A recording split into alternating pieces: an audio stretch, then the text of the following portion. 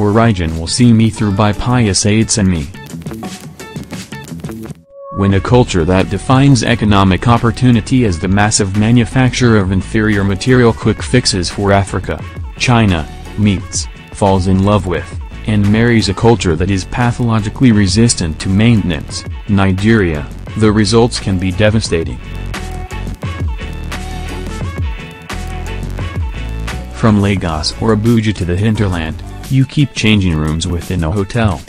With every call for a room change, you notice the exasperation in the voices and on the faces of hotel staff who don't understand all the fuss. Then you start changing hotels when you run out of options within a particular hotel. You used this same hotel just last year. Everything brand new, gleaming from China. Now one or two bulbs are dead. The toilet roll holder is bent or broken. The shower curtain is torn. The water heater in the bathroom is heating water at half capacity. The toilet is no longer flushing properly and needs to be fixed. The list goes on. Very little things that are hard to spot because everything is still gleaming and luxurious. For every complaint, there is an explanation and a suggested solution accompanied with a lot of begging. The toilet is not flushing? Oh God, please, just run water in the bucket and pour it into the toilet bowl. We will try to fix it tomorrow. Tomorrow usually never comes. The toilet seat is broken? Oh God, please just lift it up and sit on the rim of the toilet. The water heater is not bringing the water to a boil? Oh God, please, we will bring you hot water now from the kitchen. Here, the solution is never in fixing the problem but in making the mediocrity nicer and more accommodating. And from Maitama to Nyanya, Banana Island to a Kakome Aiko, this is the prevalent culture. 7, 6, 5, 4, 3, 2. The soul begins to get weary. This is your world. This is your soil. This is your soul. These are your peeps. The oxygen of this land defines you. How can you be an outsider to their culture? Are you an outsider?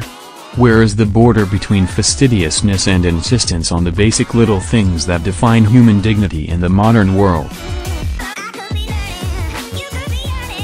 Are you being overbearing and unreasonable?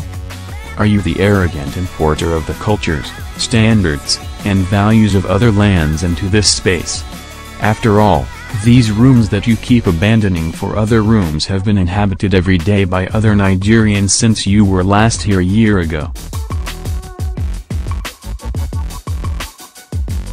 The Nigerians who inhabited these rooms flushed their shit by pouring water from a bucket, saw nothing wrong with a dead bulb because the lighting in the room is still great, did not insist on the water heater being fixed because hot water arrives promptly from the kitchen in a bucket.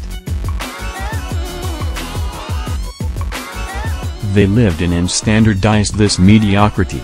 If they can stay in this sort of luxurious hotel, they are the elite. They are the ones who establish, define, and drive culture in the land. Their culture invariably defines the culture of the land. Yet this room is like this because they have lived it as their world and culture. They have made love in it, checked out and tipped generously without seeing anything wrong. In order not to be an alienated diasporan always grumbling and looking down on things, you say, okay, maybe there are little compromises you can make for and with the culture. In the 21st century, somebody will loot, build a hotel worth billions of naira, and put only one socket near the toilet, far from the bed area. It means you have to go and charge your laptop and phones near the toilet. Professors Adlakadiko and Tejamala Ulanian have their own little compromise: bring your 2-kilometer-long extension wire box from the US to avoid stories that touch. They travel with backpacks the size of a Dangot container, filled with little things that can help you make your hotel room fit for human dignity as defined by 21st century standards. I say, okay, my own compromise will be with Wi-Fi. Last year, it was half strength in many hotels. This year, it is half the strength of last year's half strength in many hotels. When I click send on that email, I say to myself, I am content with grabbing a glass of Orijin and watching the drama on my screen. Gmail will say still working. After 3 minutes, Gmail will say oops, your message has not been sent. Sips Orijin, click send again, still working, then after another 5 minutes, your message has been sent. 1 down, 20 more messages to go. Orijin will see me through. The self-doubt returns. The self-flagellation returns.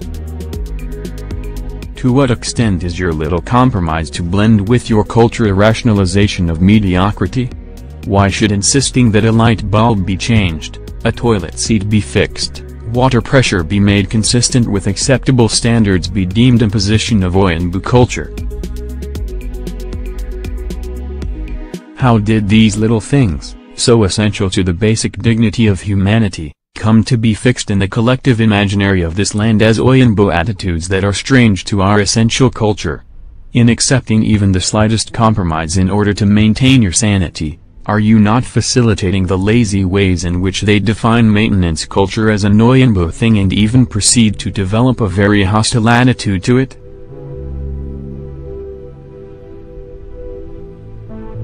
This morning finds me in yet another hotel room in a new hotel. Everything checked out yesterday. We did a most meticulous check and I finally basked and certified it close to the standard of a 4-star hotel in Ottawa, Paris, or London. Then I wake up to shower this morning.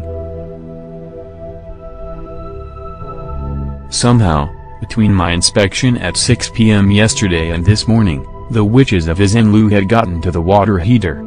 It has packed up. China. I call to complain. We will bring you water from the kitchen, sir. No, I don't want water from the kitchen. We will change your room, sir. Nope, that is not what I want. We will send maintenance, sir. Nope. What do you want, sir? You need to change the water heater. Yes. I am not asking for me. I am asking for you, for your future, for your humanity. I am doing it to change your mindset for the sake of the future of your children. It gets to a point where even fixing things is not a solution. You also change things.